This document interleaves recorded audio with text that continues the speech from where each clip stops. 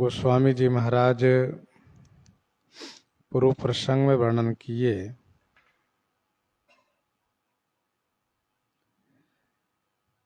श्री राम नाम महाराज इस कलयुग में मनोवांछित को देने वाले हैं।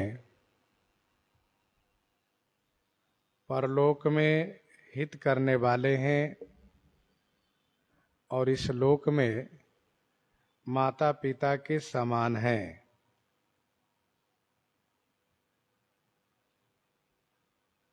कलयुग में कर्म, भक्ति और विवेक यह सभी कमजोर पड़ गए हैं। एकमात्र श्री राम नाम का अवलंब है, सहारा है।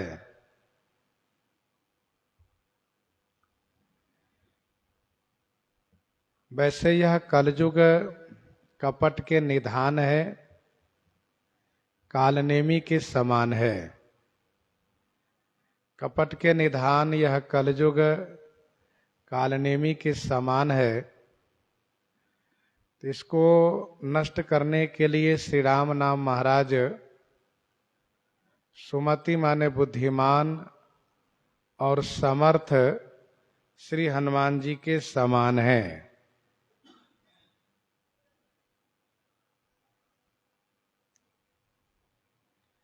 कालनेमी ने श्री हनुमान जी को रोकना चाहा। कैसे? तो साधु के वेश बना करके कपट से श्री हनुमान जी को रोकना चाहा। परंतु श्री हनुमान जी महाराज बड़े बुद्धिमान ठहरे। इनकी बातों को सुन करके समझ गए कि यह साधु नहीं है।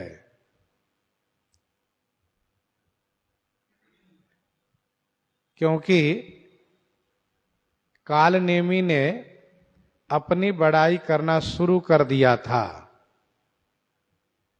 और फिर जल मांगने पर उसने अपना कमंडल दिया था।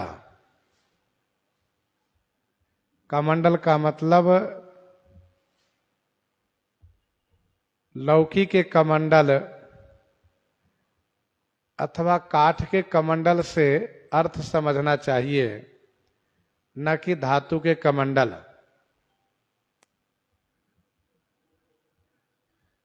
और श्री हनुमान जी महाराज जब इन सब बातों पर ध्यान दिए तो उसका भेद भी खुल गया और श्री हनुमान जी उसको मारने में समर्थ हैं, मार दिए।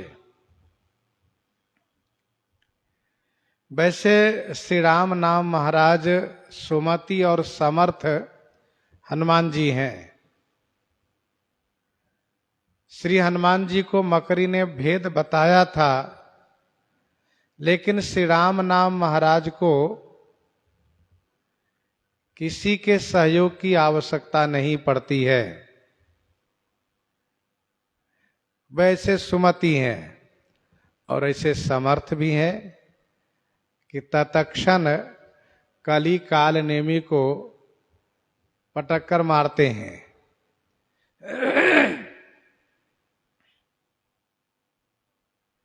राम नाम नर के सरी कनक कसिपु कली काल जापक जन प्रहलाद जिमी पालहि दलि सुर साल। राम नाम नर के सरी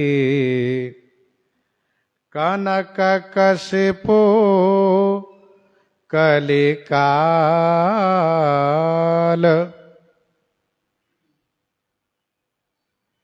राम नाम नरकेसरी कनक कशिपु कलिकाल। श्री राम नाम नरकेसरी माने नरसिंह भगवान है, और कलिकाल ही कनक कशिपु माने हिरण्यकश्यप है। जापक जन, जाप करने वाले जन भक्त यही प्रहलाद हैं। सुरसाल दलीपाल ही, सुरसाल माने देवताओं को पीड़ित करने वाला उस हिरण्यकश्यप को दली माने मार करके अपने जनों को, अपने भक्तों को श्री राम नाम पालन करते हैं, श्री राम नाम पोषण करते हैं।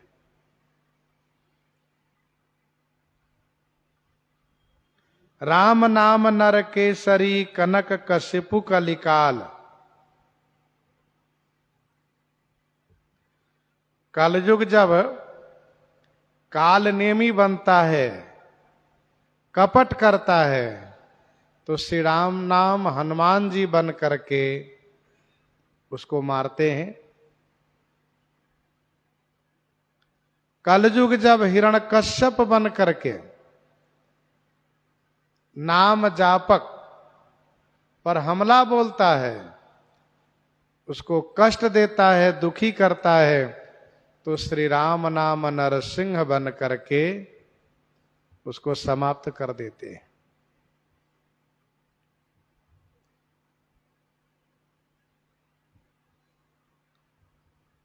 हिरण्यकश्यप सब प्रकार से अवध्य था, कोई उसको मार नहीं सकता था, क्योंकि उसने वरदान ही पाया था, चारों युग में से किसी युग में मेरी मृत्यु न हो, न दिन में मृत्यु हो, न रात में मृत्यु हो, न ऊपर मृत्यु हो, न नीचे मृत्यु हो, न देवता से, न मनुष्य से, न असुर से मेरी मृत्यु हो, तथा किसी भी अस्त्र शस्त्र से मृत्यु न हो,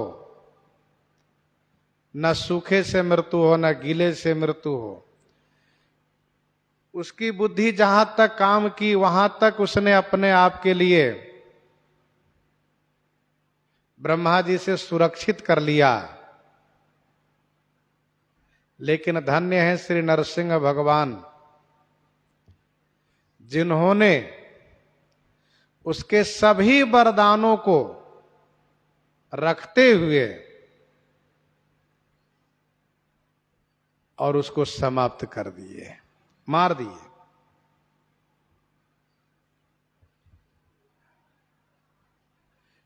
श्री राम नाम नरसिंह भगवान है। नरसिंह भगवान क्रोध की पराकाष्ठा है। इतना क्रोध किए, इतना क्रोध किए कि उनके सामने श्री ब्रह्मादि देवता तथा श्री लक्ष्मी जी को भी जाने की हिम्मत नहीं पड़ी।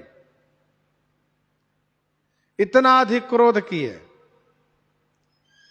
वैसे श्री राम नाम जब यह देखते हैं कि नाम जापक के ऊपर कलयुग ने हमला किया है, तो फिर इतना क्रोध करते हैं कि उनका क्रोध जब तक कलयुग को समाप्त नहीं करता है तब तक शांत ही नहीं होता है।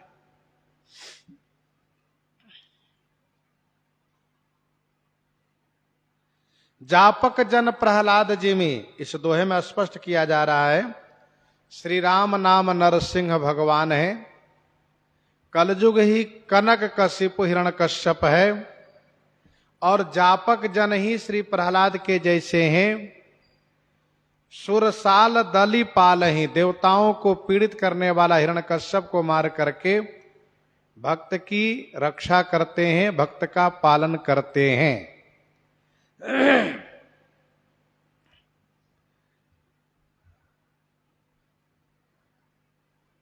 तब उस समय में देवता लोग पीड़ित थे हिरण्यकश्यप से, और श्री राम नाम जापक के समय में कौन देवता पीड़ित होते हैं? तो कहा सदगुण ही देवता है, सदगुण सुरगण अम्ब अदितिसी। तो सदगुण रूपी देवता पीड़ित होते हैं इस कलयुग रूपी हिरण्यकश्यप से। जिस प्रकार से देवता लोग पीड़ित हो रहे थे और श्री ठाकुर जी अनदेखी कर रहे थे, परंतु जैसे ही प्रहलाद पर भारी विपत्ति आई तो ठाकुर जी बिल्कुल अनदेखी नहीं किए। सहे सहे सुरन बहुकाल विषादा, नरहरि प्रगट किए प्रहलादा। सहे सुरन बहुकाल विषादा, नरहरि प्रगट किए प्रहलादा।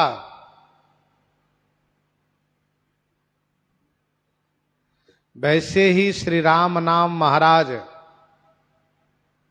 सदगुणों पर कलयुग का प्रहार देख करके अनदेखी करते हैं, लेकिन नाम जापक पर जैसे कलयुग का प्रहार होता है वैसे ही तत्क्षण कलयुग को समाप्त करते हैं।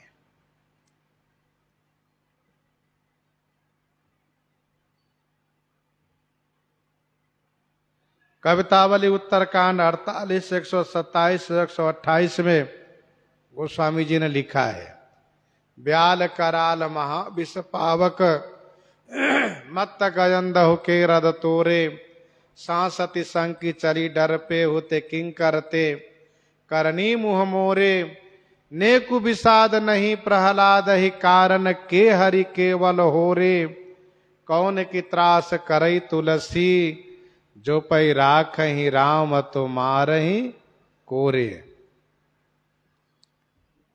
तथा आरत पाल कृपालु जो राम, जेहि सुमिरे तेहि को तहाँ ठाढ़े, नाम प्रताप महामहिमा करे किए खोटेऊ छोटेऊ बाढ़े, सेवक एक एक अनेक भय तुलसी तेहु तापन डाढ़े, प्रेम बदौ प्रहलाद ही को जिन पाहन ते परमेश्वर काढ़े। काढ़ी कृपान कृपान कहू पितु काल कराल, बिलो की न भागे, राम कहाँ सब ठाऊं खम्भ में हाँ, सुनिहाक निरके हरि जागे, बैरी बिदारी भय बिकराल, कहे प्रहलाद ही के अनुरागे, प्रीति प्रतीति बढ़ी तुलसी, तब ते सब पाहन पूजन लागे, तब ते सब पाहन पूजन लागे।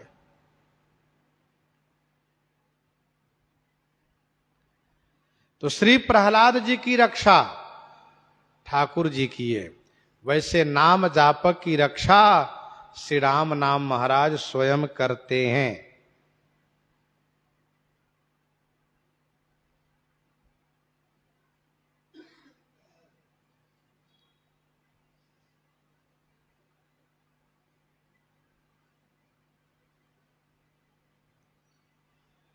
प्रश्न ये उठता है कि कलयुग को मारना श्री हनुमान जी के द्वारा कह करके फिर कलयुग को श्री नरसिंह भगवान के द्वारा मारना गोस्वामी जी ने यहां पर कहा, यानी दो रूपक यहां पर दिए, दो उदाहरण दिए, दो बार कलयुग को मारना कहा गया। सो क्यों? क्या एक बार में वह मरा नहीं कि दो बार उसको मारना कहा गया? यह प्रश्न है। इसका समाधान यह है कि गोस्वामी जी ने इस दोहे के ऊपर पंक्ति में यह कहा कि नहीं कलिकर मन भगति विवेकु, नहीं कलिकर मन भगति विवेकु, राम नाम अवलंबन एकु। तो कलयुग जब किसी को रहने नहीं दिया है कर्म धर्म विवेक योग यज्ञ जप तप को, तो श्री राम नाम के प्रभाव को भी नाश करता होगा? गोस्वामी जी ने कहा नहीं। उन्होंने कहा कि काल नेमी कलि कपट निधानु, नाम सुमति समर्थ हनुमानु। कलयुग कपट के निधान मूर्ति रूप काल नेमी है। श्री हनुमान जी उसको मारने के लिए सुमति समर्थ हनुमान जी हैं।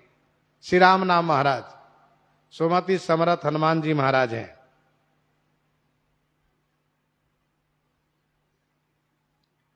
ध्यान देने वाली बात यह है कि काल नेमी ने हनुमान जी के मार्ग को रोकना चाहा, श्री हनुमान जी को नुकसान करना चाहा, और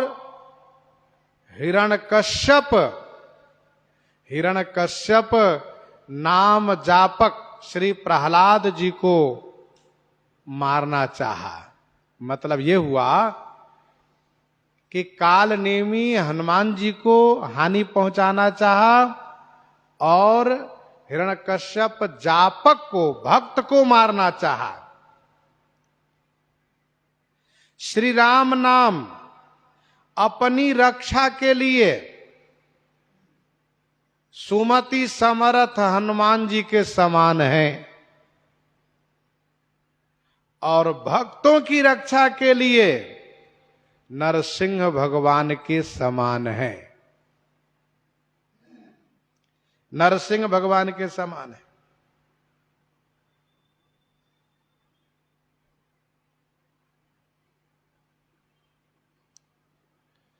काल नेमी हनुमान जी से डरता भी था। उसने रावण से भी कहा, देखत तो ही नगर जही जा रहा, तासु पंथ को रोकन पारा। डरता था। रावण ने जब उसको मारने की धमकी दिया, तब उसने रास्ते में जाकर के कपट जाल फैलाया। लेकिन हिरण्यकश्यप श्री प्रहलाद जी से बिल्कुल नहीं डरता है, क्योंकि वह यह मानता है प्रहलाद मेरा बेटा है, इसीलिए वह मेरे कहे मार्ग पर चले, मेरा कहा हुआ वह माने। यह हिरण्यकश्यप चाहता है, वह बिल्कुल नहीं डरता था। वैसे ही कलयुग श्री राम नाम से तो डरता है, जैसे काल नेमी हनुमान जी से डरता था। कलयुग श्री राम नाम से डरता है, लेकिन श्री राम नाम जापक से नहीं डरता है। वह यह सोचता है कि मेरे राज्य में इसने जन्म लिया है, इसलिए मेरे मार्ग पर यह चले, मैं जैसा चाहता हूं वैसा ही करें। परंतु जैसे श्री प्रहलाद जी अपने मार्ग पर अडिग बने हुए थे, भगवान ने उनकी रक्षा की, वैसे ही नाम जापक जब नाम में अडिग बना रहता है, तो श्री राम नाम नरसिंह भगवान होकर के उनकी रक्षा करते हैं।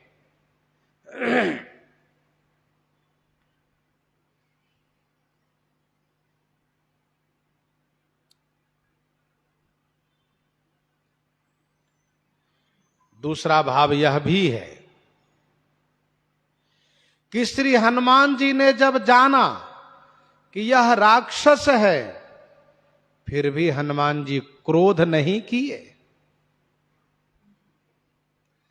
हनुमान जी महाराज यह जान करके कि मुनि न हो यह निश्चर घोरा, पास में आए और उन्होंने कहा, महाराज पहले दक्षिणा लीजिए, फिर हमको दीक्षा दीजिए, इस प्रकार से कहा।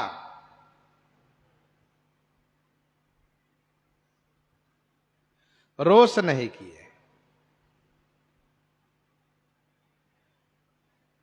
वैसे ही श्री राम नाम महाराज अपने ऊपर हमला करने वाले पर, अर्थात श्री राम नाम को दुख जो देता हो कलयुग, उनको अनदेखी करते, कोई बात नहीं, दुष्ट है करने दो। लेकिन जब नाम जापक पर कलयुग हमला करता है तो भगवान नरसिंह के समान क्रोध करते हैं और प्रकट होते हैं।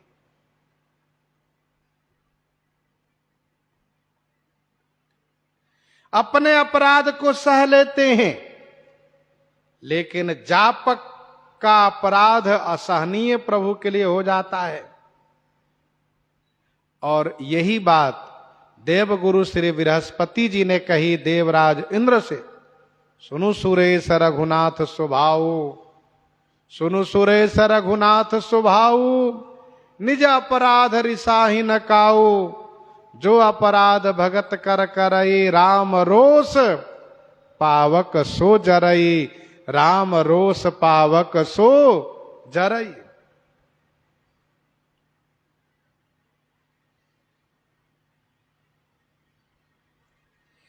इसलिए दो उदाहरण दिए गए।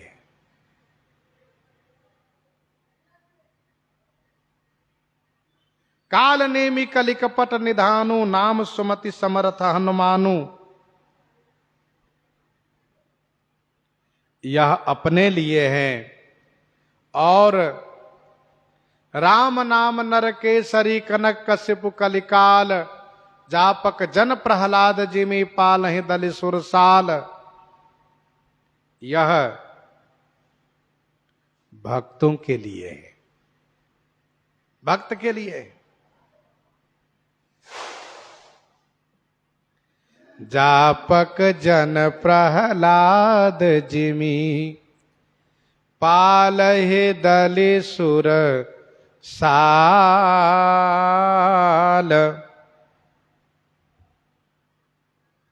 तो श्री राम नाम महाराज अपनी रक्षा भी करते हैं। ऐसा न हो कि लोग ये न कहे कि जो अपनी रक्षा नहीं करते वे दूसरों की रक्षा क्या करेंगे।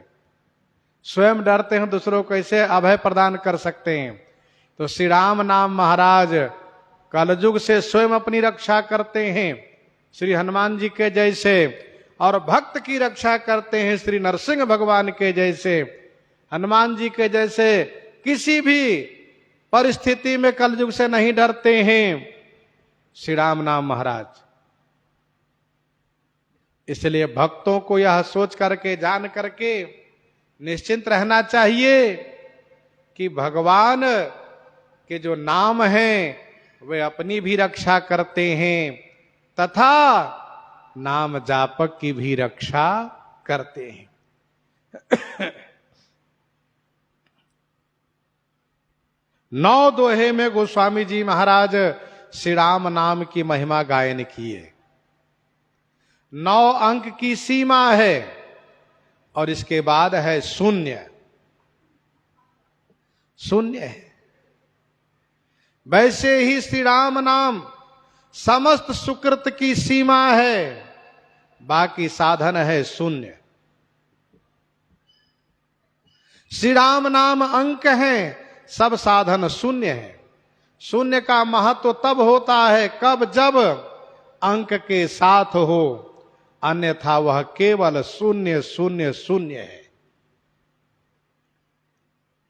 गोस्वामी जी आगे कहते हैं, भाए को भाए अनख आलस हूं, भाए को भाए अनख आलस हूं, नाम जपत मंगल दिस दस हूं, नाम जपत मंगल दिस दस हूं, भाए को भाए अनख आलस हूँ, भाय को भाय अनख आलस हूँ, नाम जपत मंगल दिशि दस हूँ।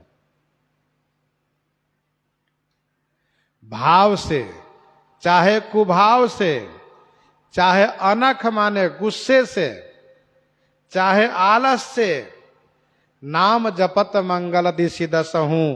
नाम जपते ही, नाम लेते ही दसों दिशा में मंगल प्राप्त होता है। भाई को भाई अनख आलस हूं, नाम जपत मंगल दिशि दस हूं।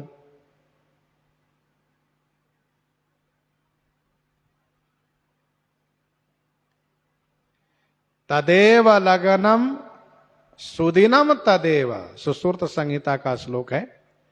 तदेव लगनम सुदिनम तदेव, ताराबलम चंद्रबलम तदेव, विद्याबलम दैव बलम तदेव, सीतापतेर नाम जदा स्मरामि।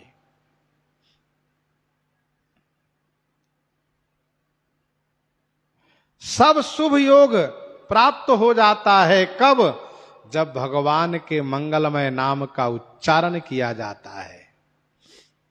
मंगल भवनया मंगल हारी, उमा सहित जेहि जपत पुरारी, उमा सहित जेहि जपत पुरारी। भाय कुभाय अनख आलस हूं, नाम जपत मंगल दिशि दस हूं। अभी तक 9 दोहे में नाम की महिमा को गोस्वामी जी ने गायन करते हुए कहा कि नाम की इतनी बड़ी महिमा है। इसके बाद इस चौपाई में कहा भाव से जपिए तो अच्छी बात है,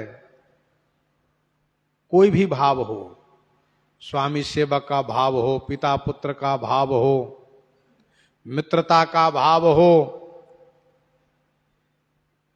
किसी भाव से तो ही मोहि नाते अनेक। यदि भाव से ना हो तो कुभाव से ही सही, जहां कोई मतलब नहीं, कोई भाव नहीं। और अनख माने गुस्से में ही सही, आलस में ही सही, नाम जपने वाले को दसों दिशा में शुभ मंगल प्राप्त होगा। श्रीमद् भागवत महापुराण 6वें स्कंध के दूसरे अध्याय के 14वां श्लोक में वर्णन है सांकेत्यम, संकेत करते हुए राम राम, सांकेत्यम परिहास्यम वास्तवम हेल नमेव वा। सांकेत्यम परिहास्यम वास्तवम हेलनमेव वा। किसी भी प्रकार से नाम यदि लिया है तो उसके पाप का नाश हो जाता है।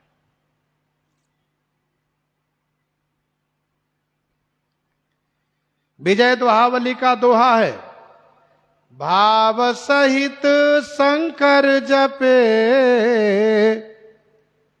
करि कुभाव मुनि बाल, कुंभकर्ण आलस जप्यो, अनख सहित दस भाल, अनख सहित दस भाल। विजय दोहावली में यह स्पष्ट किया गया, भाव सहित शंकर जप्यो, भाव के साथ भगवान शंकर जाप किए तुम पुण्य राम, राम दिन राती सादर जपहु अनंग आराती। करि कुभाव मुनि बाल, महर्षि श्री वाल्मीकि जी महाराज उल्टा नाम जपत जग जाना, वाल्मीकि भय ब्रह्म समाना। कुंभकर्ण आलस जप्यो, राम रूप गुण सुमिरत, मगन भयो छनेक। रावण मांगे कोटि घट, मदरु महिषी अनेक। अनख सहित 10 बाल, कहां राम रन हतौ पचारी। गुस्से में राम राम कर लिया उसने। तो ये है श्री राम नाम महाराज की महिमा। भाय कुभाय अनख आलसहु, नाम जपत मंगल दिशि दसहु।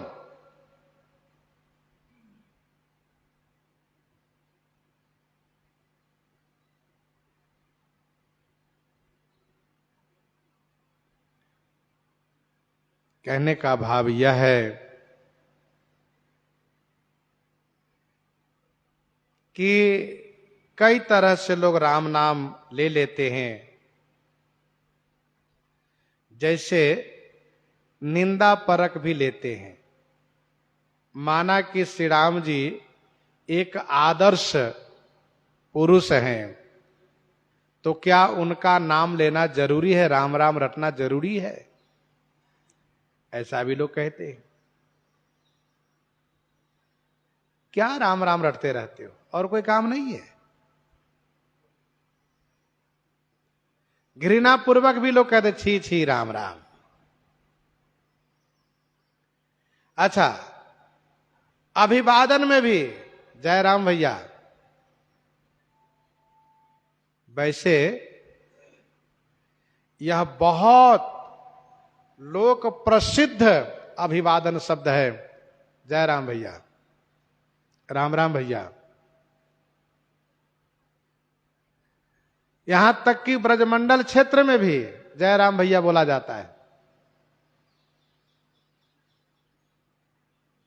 और अवध प्रांत में कहीं भी आप जाएं, लोग एक दूसरे से अभिवादन करते हुए जय राम भैया, एक दूसरे को देखते कहते भैया जय राम, यह अभिवादन पूर्वक। तो इस प्रकार से नाम लेते हैं।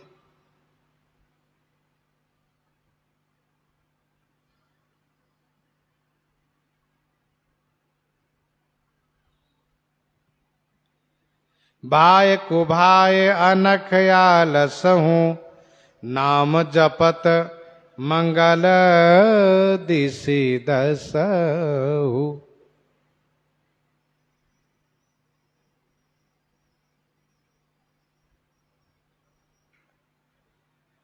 एक बहुत प्रसिद्ध कथा है। 5 चोर थे और वे वैष्णव का वेश बना करके लोगों को लूटते थे, लोगों को लूटते थे। अलग अलग ये पांचों बैठते थे, कुछ दूरी बना करके। जैसे ही किसी मनुष्य का आगमन होता था तो पहला व्यक्ति नारायण नाम का जाप शुरू कर देते थे। नारायण, जिसका अर्थ वे यह करते थे कि नर आ रहा है, सावधान हो जाओ, नारायण, नर आ रहा है। दूसरा तुरंत केशव नाम का जाप शुरू कर देता था, मानो उसका संकेत था केशव कैसा है, मालदार है कि ऐसे फोकटिया है, केशव। तब तीसरा नाम जाप शुरू कर देता था, दामोदर, दामोदर भगवान के नाम जपना शुरू कर देता था। और ये उसके नाम का अर्थ ये था कि पेट ऊंचा है उसका, चौबंदी पहना है, पेट के पास जेब में माल रखा है।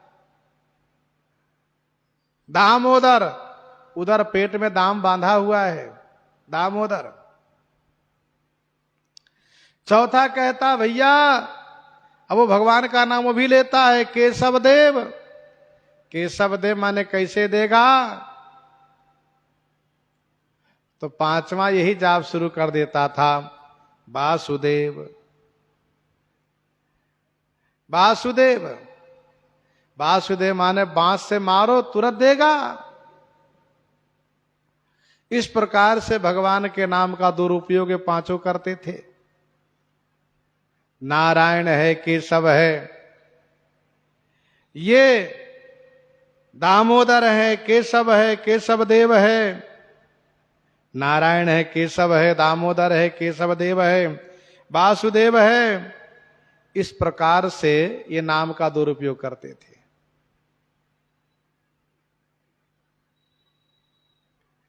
जैसे कुछ ऐसे लोग थे वे कहे बने च राम बसुचा हराम। कोई कहे हम वन में विचरण करेंगे, कोई कहे हम धन को हरण करेंगे, कोई कहे धन हरण करके हम आराम करेंगे। लेकिन सब में नामाभास होता था, सब में नामाभास होता था। और नामाभास के कारण उसकी भी मुक्ति हुई। तो ये जो 5 लोग जो थे बाबा जी का वेश बना करके, काल नेमी कलिकपट निधानु बन करके इस प्रकार से धोखा देते थे 5 लोगों को।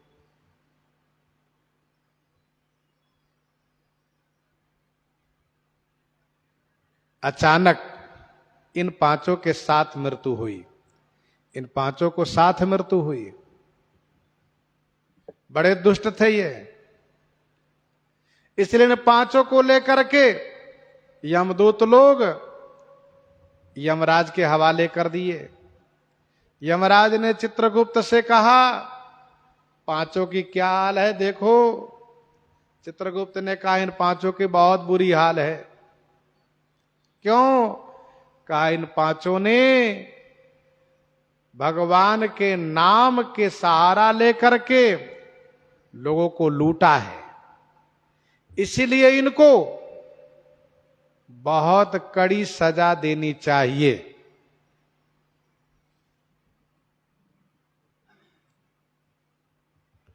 बहुत कड़ी सजा देनी चाहिए। यमराज ने कहा ठहरो, इसने जो नाम लिया है, नाम तो सही सही लिया है, नारायण, केशव, दामोदर, केशव देव, वासुदेव, तो भगवान का नाम लिया इसने। लेकिन इसने नाम को दुरुपयोग किया है। परंतु किसी भी प्रकार से यदि नाम लेता हो तो हम उसको दंडित नहीं कर सकते, हम उसको दंडित नहीं कर सकते। अब ऐसे लोगों को कैसे दंड दिया जाए, इस संदर्भ में यमराज महाराज इनको लेकर के ब्रह्मा जी के पास पहुंचे। ब्रह्मा जी ने कहा मेरी बुद्धि काम नहीं कर रही है, क्या निर्णय करना चाहिए? श्री ब्रह्मा जी ने कहा इन सब को लेकर के चलो महादेव के पास। महादेव के पास गए। महादेव ने कहा वास्तव में ये बहुत उलझन वाला विषय है। इसने नाम तो लिया है लेकिन नाम का दुरुपयोग किया है। पर नाम लिया है और ये इसी नाम का जाप करता था। एक जो हमेशा नारायण नारायण करता था, अभ्यास करता था। दूसरा वह केशव केशव करता था। तीसरा दामोदर दामोदर करता था। चौथा केशव देव करता था। पांचवा वासुदेव वासुदेव का अभ्यास करता था। लेकिन नाम की महिमा है, किसी भी प्रकार से नाम लिया गया हो तो वह नाम कल्याणकारी ही है उसके लिए। लेकिन इसको कल्याण कैसे किया जाए, कैसे किया जाएगा? चलिए हम सब चलते हैं जिनका यह नाम है उन्हीं के पास। भगवान के पास पहुंचे। भगवान ने कहा, तुम लोगों ने बहुत बड़े अपराध किए, बहुत बड़े पाप किए हो, इसलिए तुम लोगों को बहुत बड़ा दंड दिया जाएगा।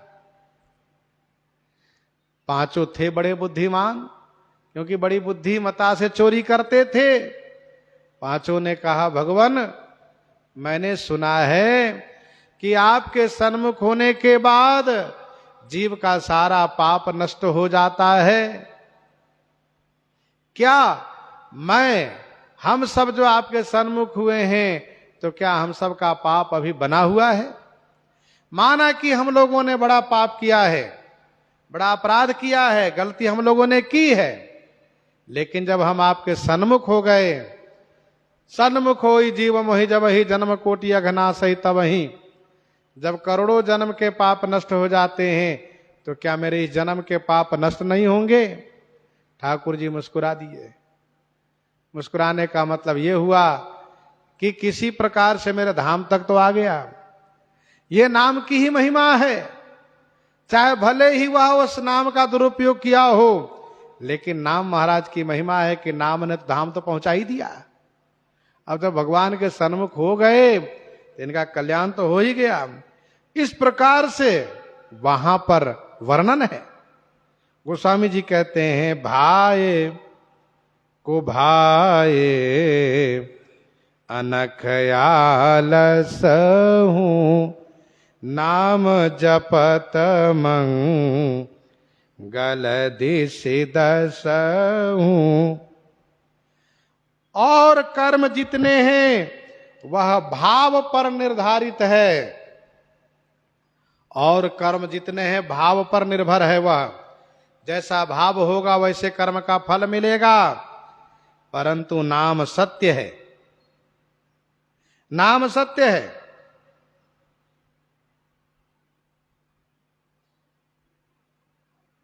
ये नाम महाराज वस्तु रूप कर्म है,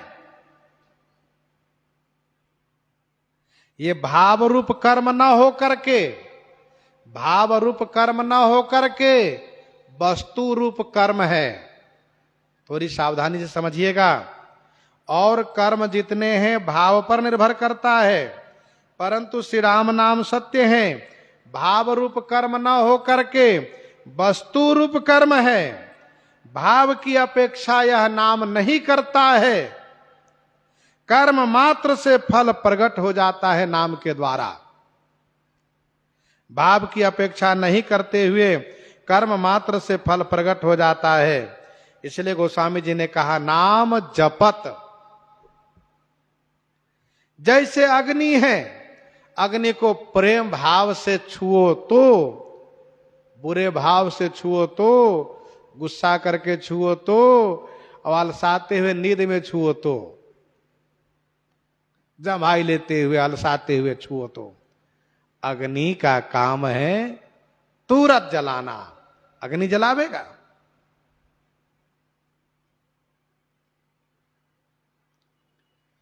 तुरंत। तो अग्नि जिस प्रकार से भाव रूप नहीं कि हम इन पर बहुत भाव करते, अग्नि को बहुत मानते हैं, जरा छू लें तो नहीं, अग्नि काम है जलाना, अग्नि जलावेगी।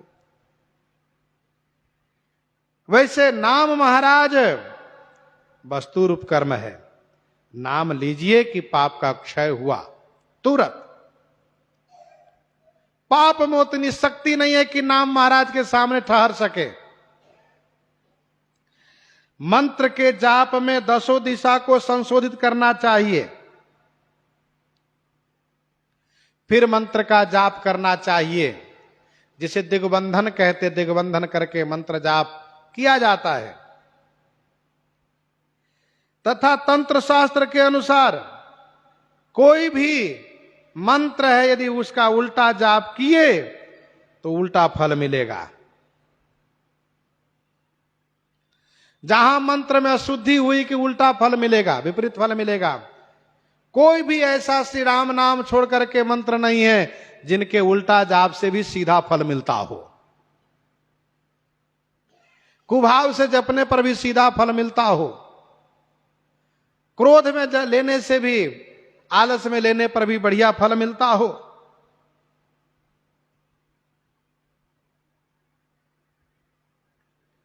तो ये 9 अंक की सीमा है। 9 दोहे में गोस्वामी जी महाराज श्री राम नाम के महिमा गायन किए हैं। तुलसी सतसई का एक दोहा है, सतसई का एक दोहा है, तुलसी अपने राम को भजन करहु निहसंक, तुलसी अपने राम को भजन करहु निहसंक,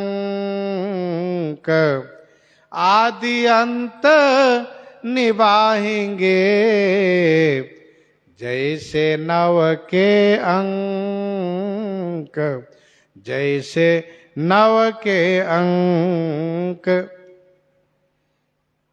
दोहा का अर्थ है अपने राम जी का निसंक होकर भजन कीजिए, ये आदि से अंत तक निर्वाहन करेंगे जैसे 9 का अंक हमेशा 9 ही रहता है। 9 का अंक कभी घटता नहीं, और अंक घटता बढ़ता, लेकिन 9 पूर्णांक है, 9 कभी नहीं घटता है। 9 का पहरा पढ़ लीजिए, 9 दूना 18, 18 है, 8 और 1 जोड़ दीजिए, कितना हो गया? 9, 9 किया 36, 6 3 जोड़ दीजिए, 9 के पहरा में आप पढ़ते जाइए, वो 9 ही पूरा रहेगा।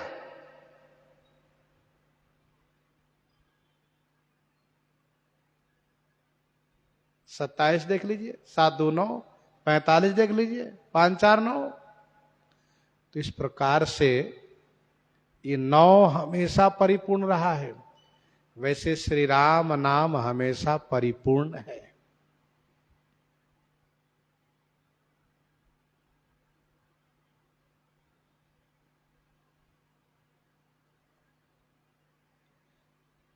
और दोहावली 10 में गोस्वामी जी ने लिखा, राम नाम को अंक है, सब साधन है सोन, अंक गए कछु हाथ नहीं, अंक रहे 10 गुण, अंक रहे 10 गुण।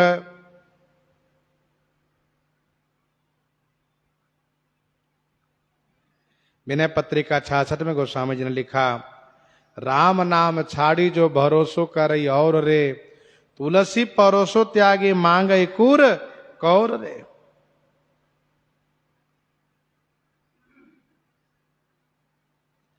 गोस्वामी श्री तुलसीदास जी महाराज स्वयं श्री राम नाम के उपासक हैं, नाम महाराज के उपासक हैं। गोस्वामी जी कहते हैं, मैं उन्हीं नाम को स्मरण करके श्री रघुनाथ जी के चरणों में मस्तक नवा करके श्री राम जी की गुण गाथा गायन कर रहा हूं। इस प्रकार से गोस्वामी जी नाम की महिमा जी भर करके गाए हैं। और इतना ही नहीं, इतनी वंदना, इतनी महिमा औरों में नहीं की है जितनी वंदना नाम महाराज की है। ये वंदना प्रसंग है, लेकिन नाम महाराज की वंदना में 9 दोहा लिख दिए। नाम महाराज की महिमा है। प्रसंग को यहीं पर हृदयांगम करते हैं इस निवेदन के साथ कि हम लोग प्रतिवर्ष श्री जानकी नवमी के दिन श्री सीता कुंड पर जाते हैं, और वह श्री सीता कुंड जो श्री सीता जी के नाम से सीता कुंड है, श्री राम जन्मभूमि के परिसर में श्री सीता कूप है।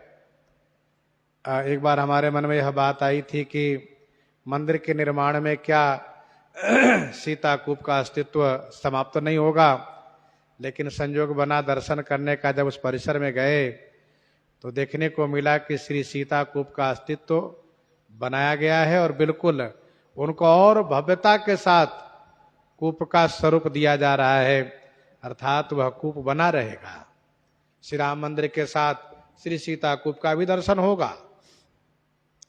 तो हम लोग प्रतिवर्ष श्री सीता कुंड पर जाते हैं और श्री सीता कुंड पर आज के ही दिन श्री अयोध्या जी के 84 कोस की जो परिक्रमा है, श्री अयोध्या जी की जो 84 कोस की परिक्रमा है, उन परिक्रमाओं को करने वाले संत सज्जन सदगृहस्थ भक्त सभी वहां पर उपस्थित होते हैं।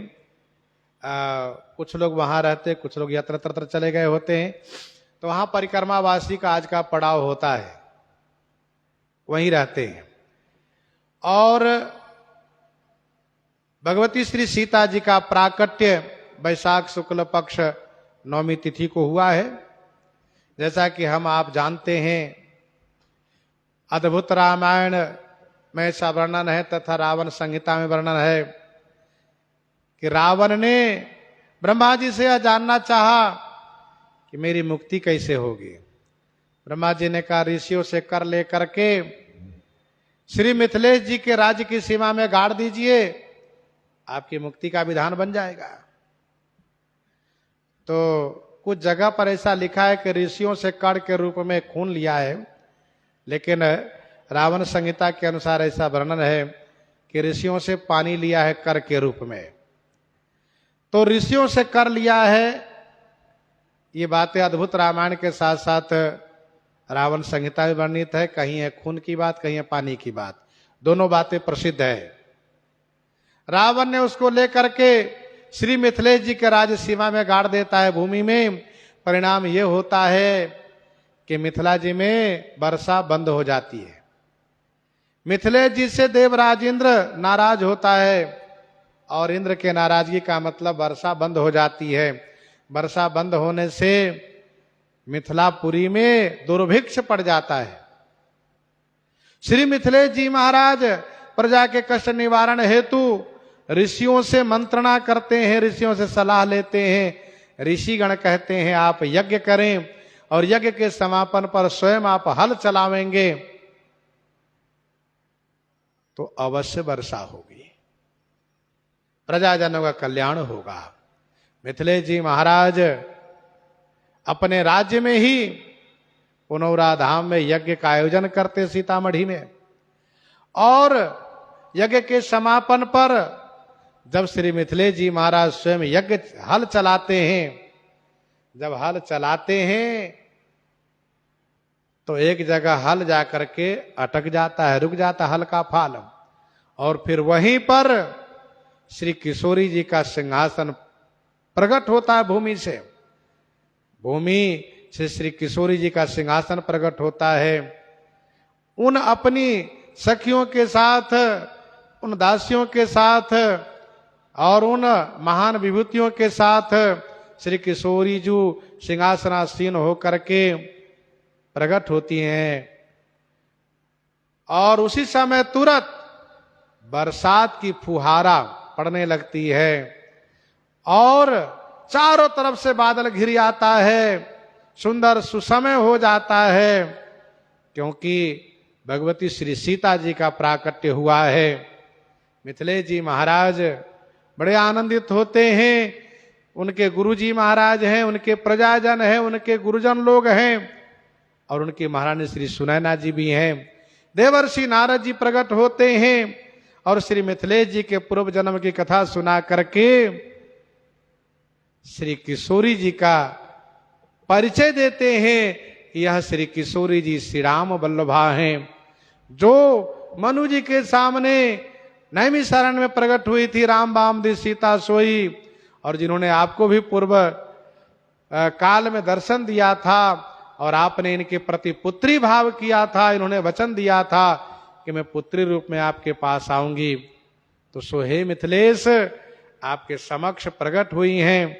श्री मिथिलेश जी श्री शिरध्वज महाराज श्री जनक जी ने, श्री सुनैना जी ने जब प्रार्थना की है तो श्री किशोरी जी शिशु रूपा होकर के वात्सल्य सुख प्रदान करने लगती हैं।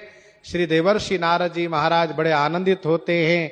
वहां पर सप्तऋषि ऋषि मंडल सब लोग आते हैं और सब कृत्य होते हैं। भगवती का प्राकट्य हो गया है और भगवती के प्राकट्य होने से सुसमय आ जाता है, खुशहाल आ जाता है।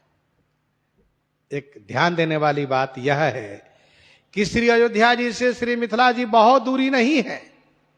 भगवान श्री राम जी प्रकट तो हो गए थे, फिर भी मिथिला जी में अकाल ही पड़ा था, लेकिन श्री किशोरी जी आई हैं तो फिर मिथिला जी में सुकाल हुआ और श्री किशोरी जी का पदार्पण जहां जहां होगा सब जगह सुकाल होता गया, क्योंकि श्री किशोरी जी भक्ति स्वरूपा हैं और साक्षात ठाकुर जी की अभिन्न शक्ति स्वरूपा हैं। गिरा रथ जल बीच सम कहियत भिन्न न भिन्न बंदो सीता राम पद जिन्हि परम प्रिय खिन्न।